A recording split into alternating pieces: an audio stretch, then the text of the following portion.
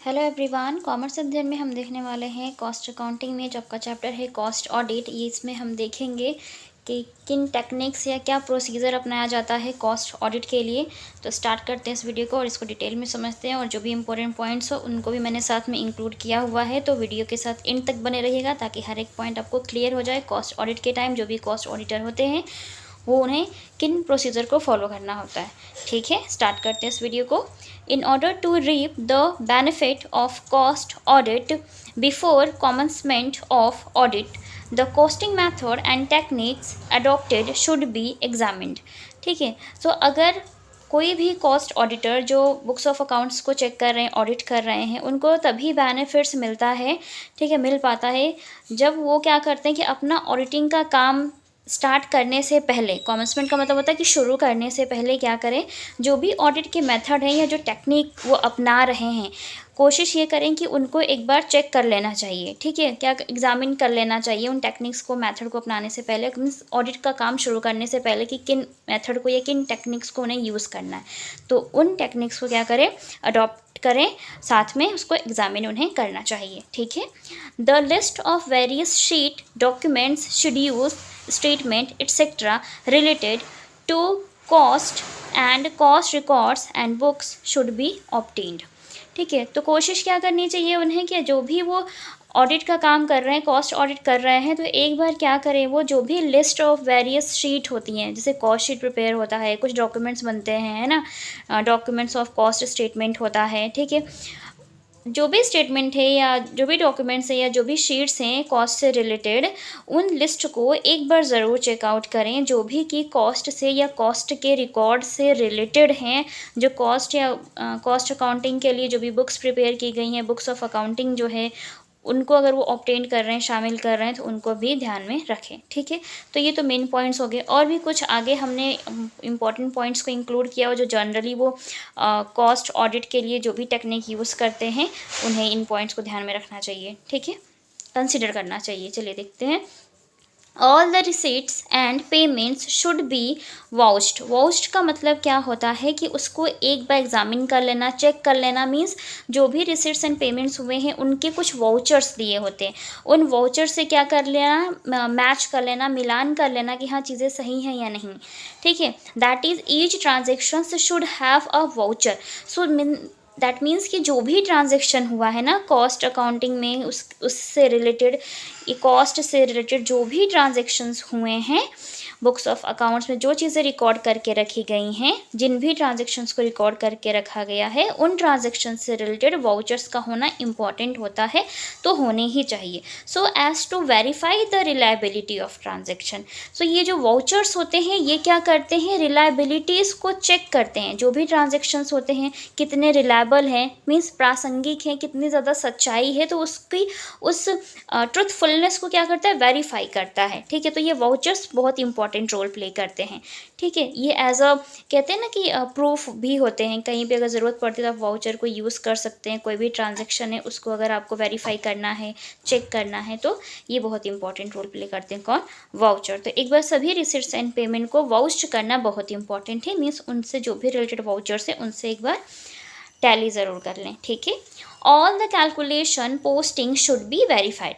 जितने भी वो कैलकुलेशंस कर रहे हैं बुक्स ऑफ अकाउंट्स में, जो भी पोस्टिंग कर रहे हैं, ठीक है, तो कोशिश ये करें कि वो क्या हो, वेरीफाइड होने चाहिए। ठीक है, वेरीफाइड होने चाहिए, उनकी सत्यता की जांच होनी चाहिए।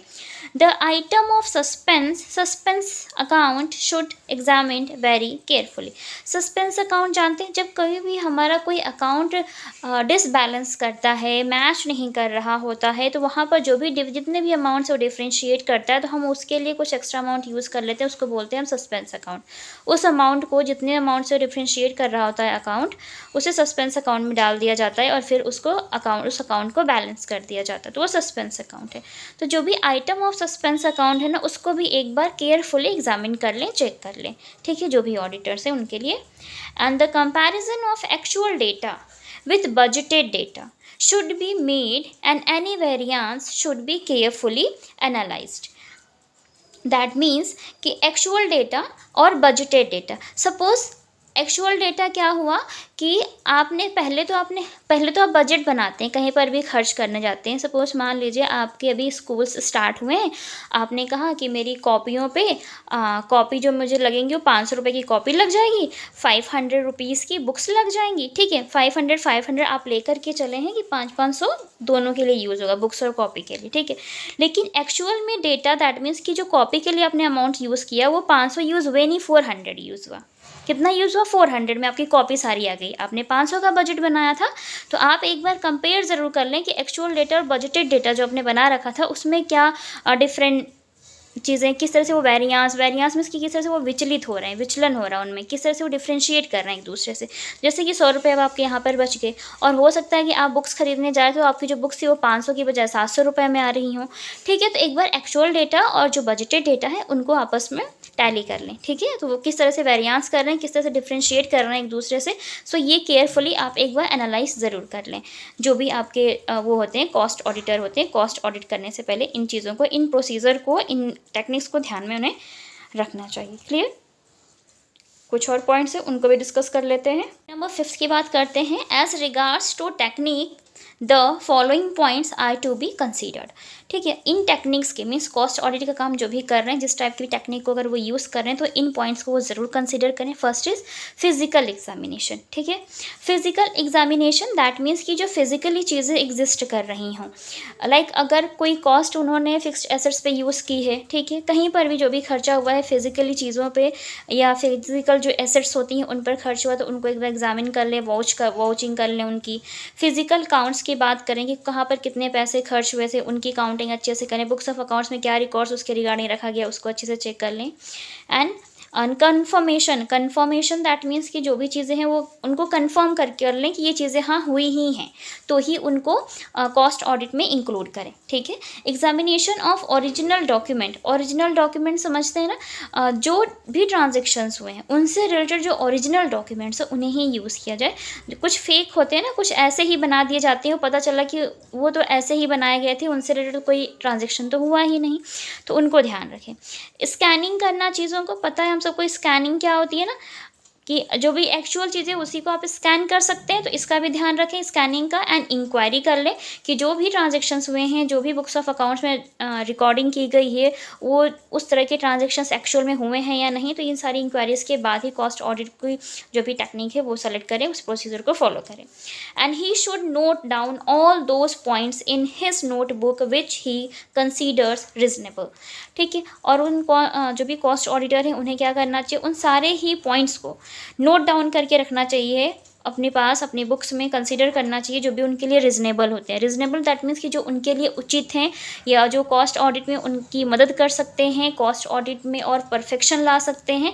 तो इन पॉइंट्स को तो वो फॉलो कर ही सकते हैं, ध्यान में रख सकते हैं। और भी ऐसे बहुत सारे पॉइंट्स होते हैं जिसको वो नोट डाउन कर सकते हैं। सो इन पॉइंट्स को तो वो नोट डाउन करें ही करें, साथ में कुछ और इंपॉर्टेंट पॉइंट उन्हें लगते हैं अपने पॉइंट ऑफ व्यू से कि इन्हें भी कंसिडर करना चाहिए, तो उन्हें भी कंसिडर करना चाहिए।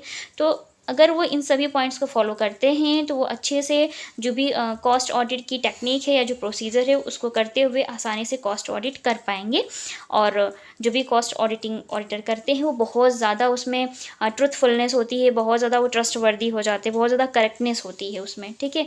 सो कॉस्ट ऑडिट हम सभी को पता है कि होता क्या है कि जो भी कॉस्ट अकाउंटिंग में बुक्स ऑफ अकाउंट्स प्रिपेयर किए गए हैं, जो भी रिकॉर्ड्स रखे गए हैं उनको चेक किया जाता है कि चीज़ें सही हैं या नहीं है, ठीक है। उसको वेरीफाई किया जाता है कॉस्ट ऑडिट के माध्यम से। तो वो इन पॉइंट्स को ध्यान में रख करके ही कॉस्ट ऑडिट को थ्रू बुक्स ऑफ अकाउंट्स को ऑडिट करते हैं, वेरीफाई करते हैं, ठीक है।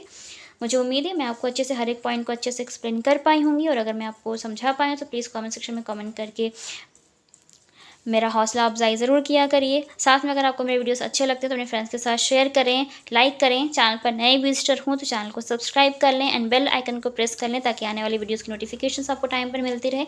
किसी भी टॉपिक पर आपको वीडियो चाहिए तो आप मुझे कमेंट सेक्शन में कमेंट करके बता सकते हैं, एंड इंस्टाग्राम पेज पर भी डायरेक्ट मैसेज करके बता सकते हैं। मैं कोशिश करती हूँ कि मैं आप सभी के सवालों के जवाब दे पाऊँ जल्द से जल्द, बट रिक्वेस्ट कभी कभी ज़्यादा आ जाती है, इसलिए हर किसी के लिए किसी का लेना मतलब पॉसिबल नहीं हो पाता है कि सबकी रिक्वेस्ट फुलफिल कर पाऊँ। पर कोशिश यही रहती है 1 बाय 1 करके मैं आप सभी के डाउट्स को क्लियर करने की कोशिश करूँ, ठीक है। तो आप कमेंट ज़रूर करें, ठीक है, और डायरेक्ट मैसेज कर सकते हैं इंस्टाग्राम पेज पे, उसका लिंक आपको डिस्क्रिप्शन बॉक्स में मिल जाएगा। ओके, तो आज की वीडियो में इतना ही, मिलते हैं नेक्स्ट वीडियो में। तब तक के लिए take care and thank you so much for watching this video.